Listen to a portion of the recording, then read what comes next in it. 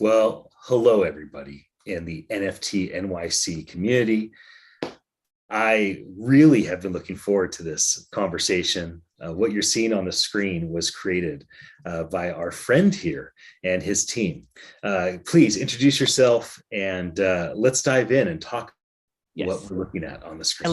Hello, Ian. Again, great to be connected and here live. I'm Refik Anadol. I'm a media artist and director of our studio here in Los Angeles, California. Last 8 years, crunching data and AI to make meaningful, purposeful artworks, mostly for public space.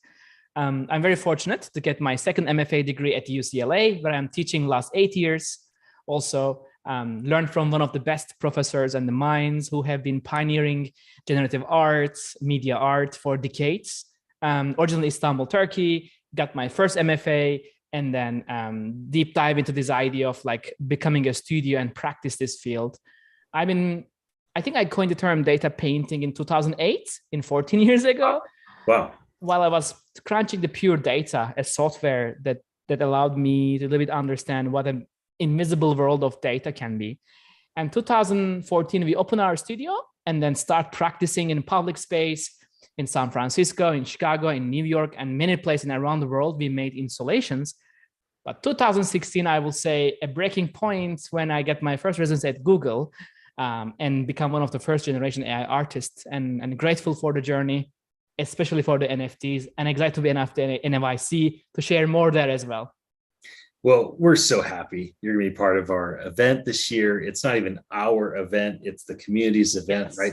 This has become such a huge gathering, right? All the Times Square billboards. It's going to be incredible to see all the ways that this physical digital collision happens for all of us with so many cool things. Can you talk a bit about your journey the last couple of years?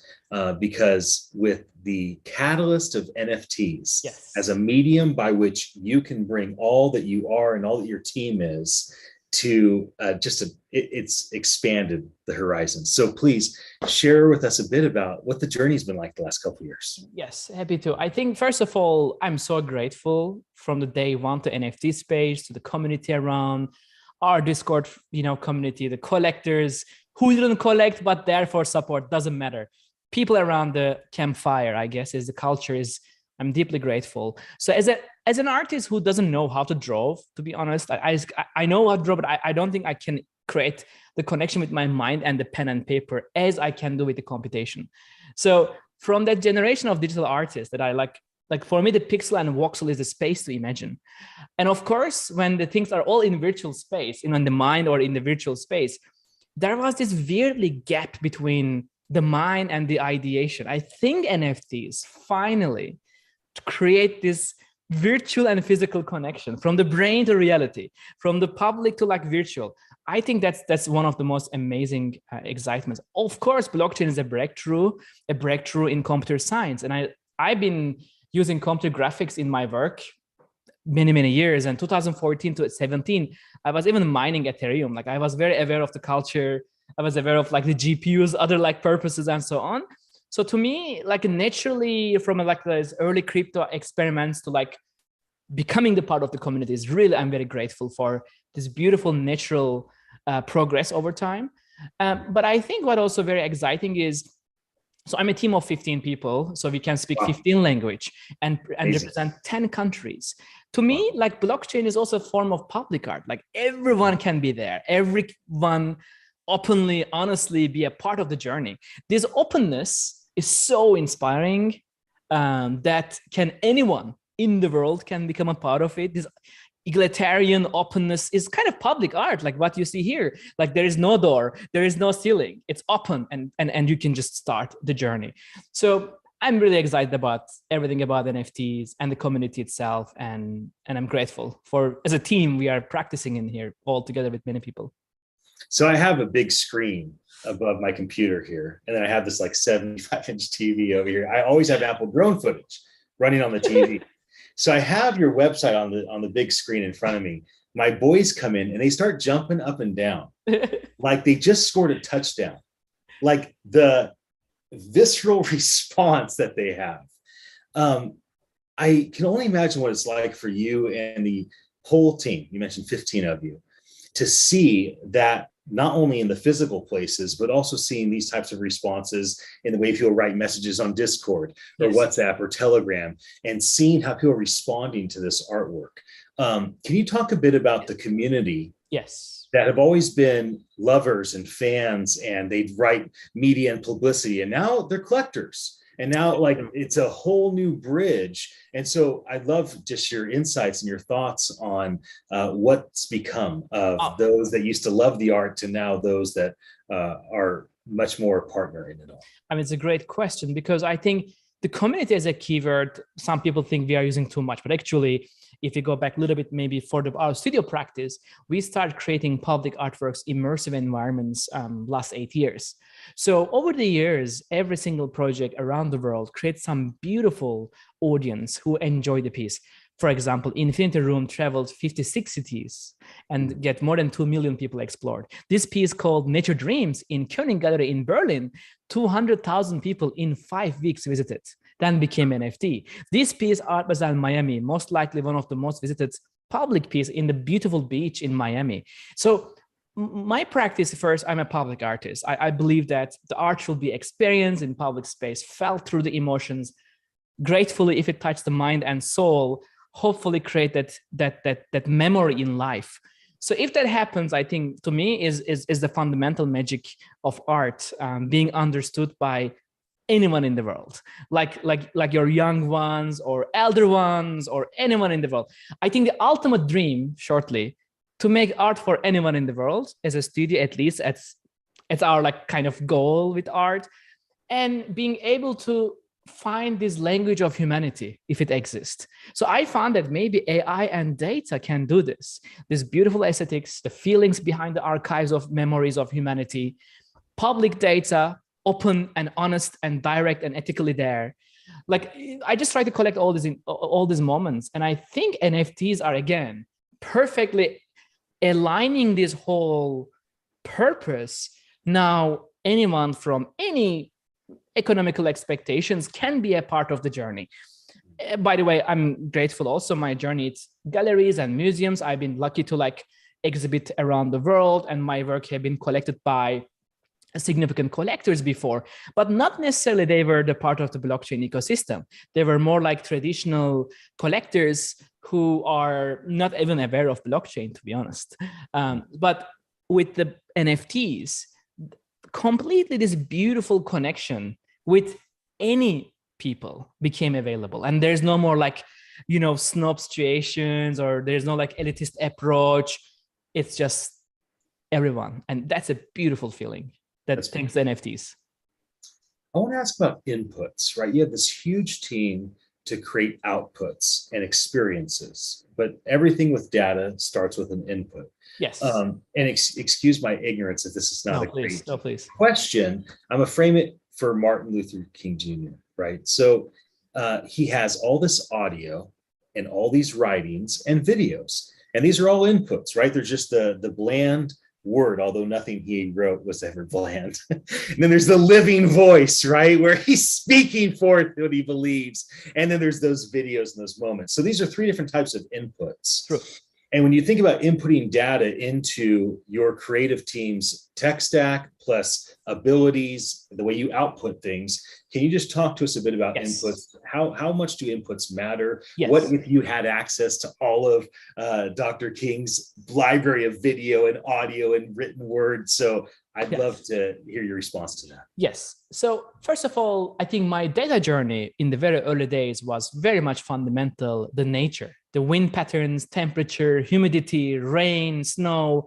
Again, I'm very grateful at my UCLA Design Media Arts department studies that 2012 to 14, I worked with one of the best mentors. So let's also recognize maybe Casey Rias, and one of the most amazing pioneer generative artists and academician who invented the software called processing.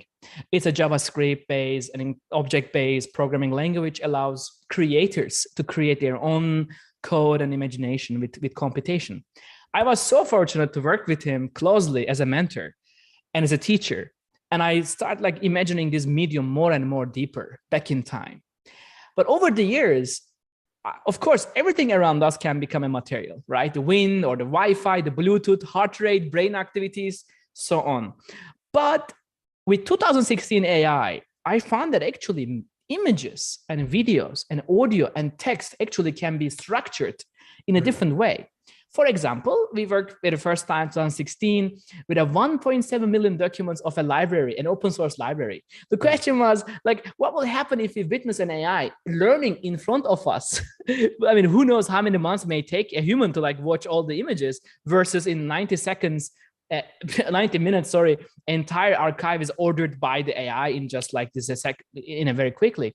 So I found the power of AI and its impact in our mind, meaning learning, remembering, dreaming, or hallucinating context. Of course, the question was if a machine can learn, can it dream?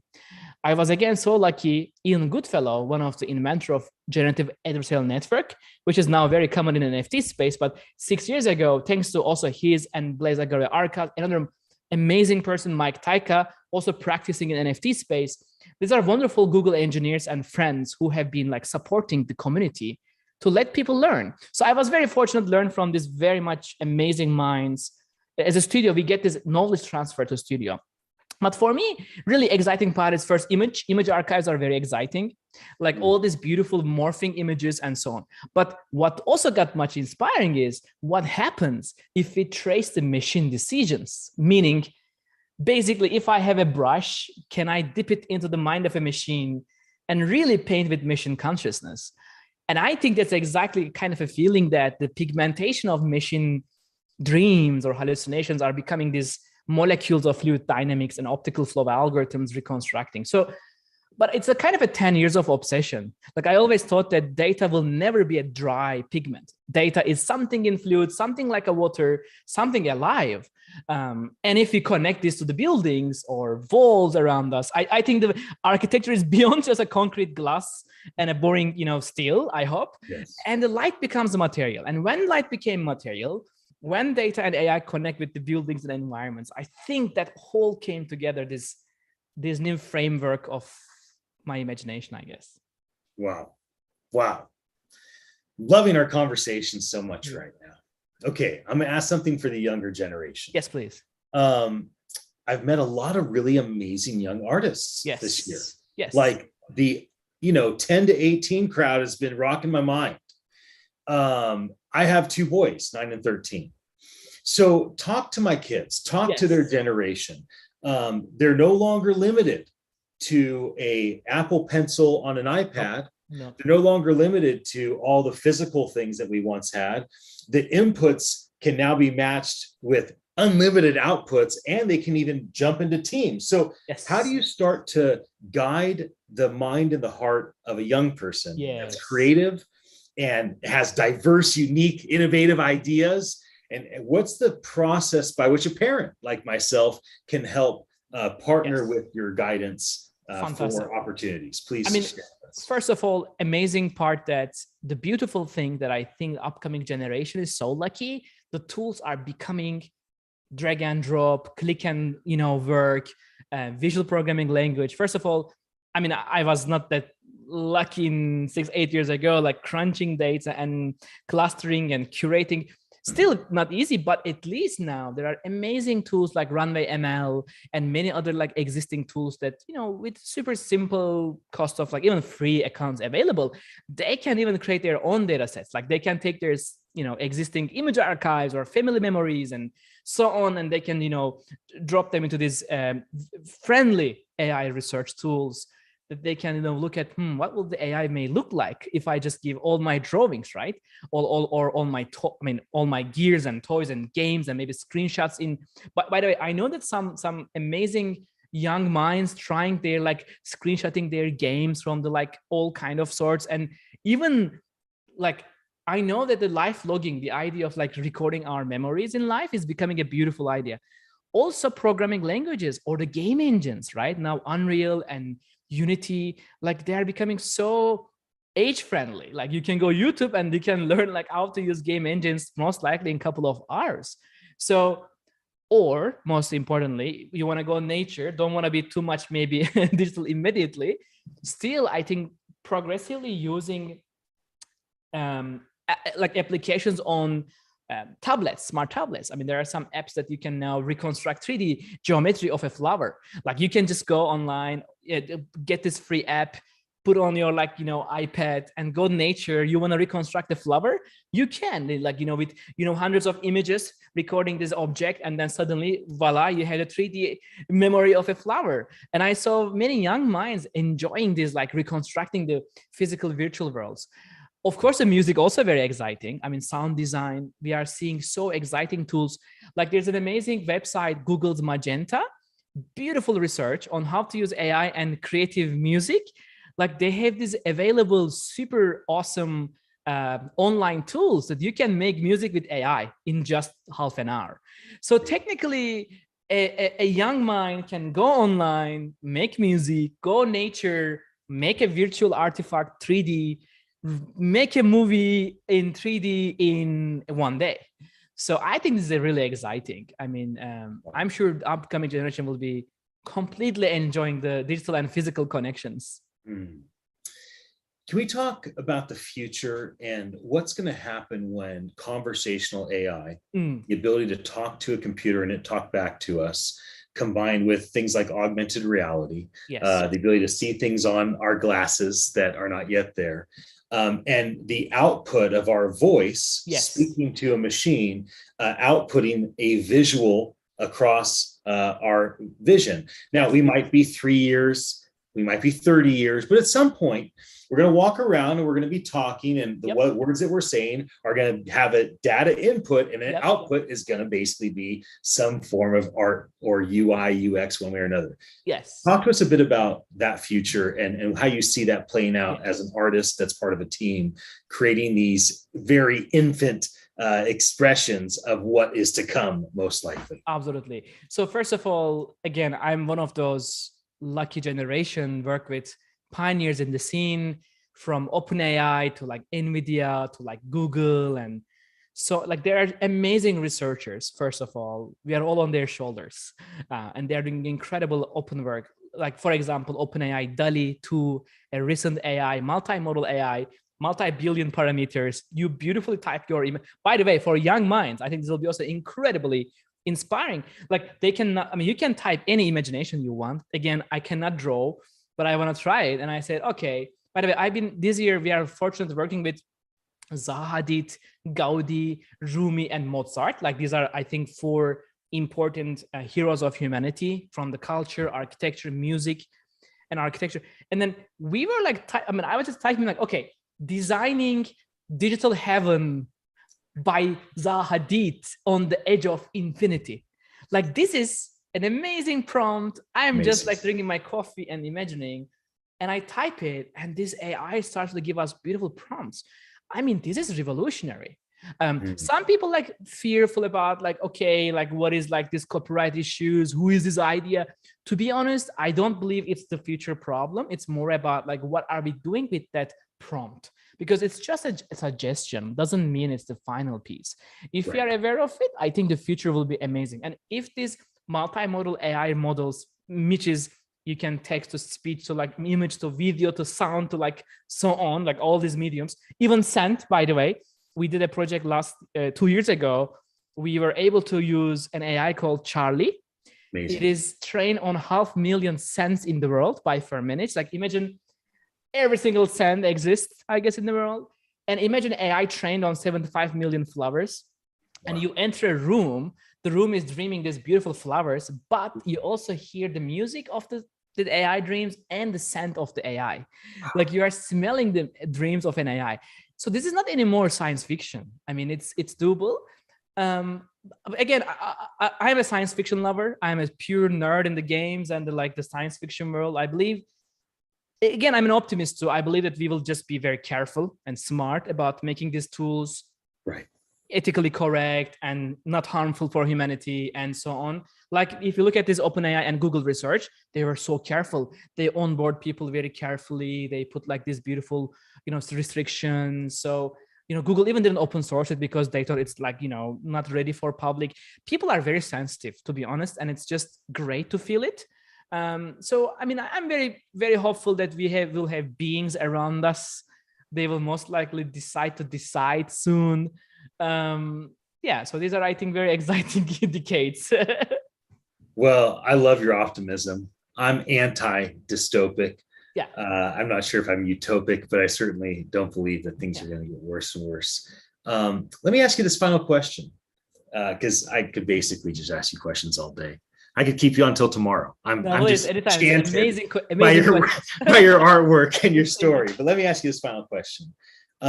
Talk about maybe a movie or a TV show, maybe a couple of them, that has really inspired you as you've seen how Foundation and Minority Report and Star Trek and Jetsons and Blade Runner, Electric Dreams, all these different mediums by which they're putting forth science fiction and what could be, that many of us, if we're capable, are maybe helping to create this future. So is there any media or story that really stands out to you that you've been super inspired by, maybe of late? Yes, absolutely. The first one, I will say, I was so lucky to watch Blade Runner so early. I was 8 years old. And I think because I'm a child, I didn't see any dystopia, but in fact, I saw the utopia. Like, an android talks with a human, says it's not your memory, it's someone else's, or seeing beautiful downtown Los Angeles, flying cars and a beautiful media facades. So I saw that beautiful world there, not like anything dystopian. Another thing that I think inspired me, Ready Player One, of course, Philip K. Dick stories in general. And also, I believe, like AI as a movie from Spielberg, or like Devs from the Alex Greenland, an incredibly dark series. But he was speculating about the it's basically a many worlds interpretation and a quantum theory by Hugh Everett, another Caltech genius professor, who had been speculating that anytime we calculate something in subatomic quantum space, we have a chance to create new dimensions. But my question was, what are those dimensions and which machine we need to see it? Because it's clear that, both of us wearing this glass, like there's we're augmented, right? Like we are ready. We have augmentation. It's on our face. Like we need, and in our hand. Our whole life is augmented by technology, right? Exactly. Like we need, telescopes, microscopes. We need fMRI, MRI. Like, we need computers to connect.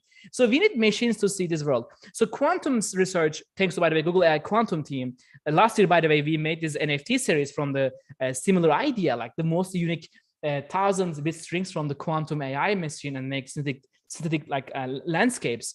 But it's very much exciting, like using real science that inspires science fiction and bring it back to life.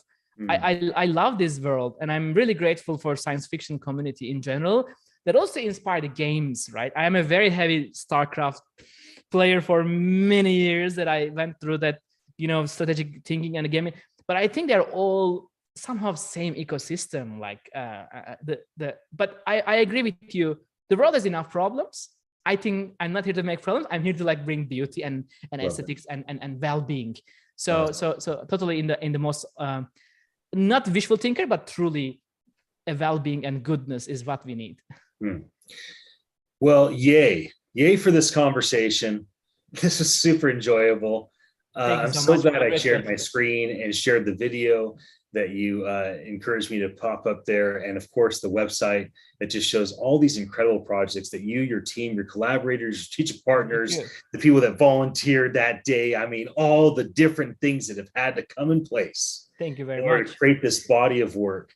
And certainly we anticipate with great attention for what you and your team have next for us. So thank you for keep creating. Thank you so much. Really excited to spend time with you and all the other incredible artists, all the peers that you have that inspire you as well to be there with us for this amazing event that we get to be part of. NFT.NYC. So excited to be there and share as much as with the community.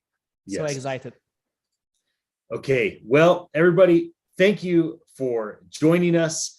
I am going to end the live stream, even though I don't want to. But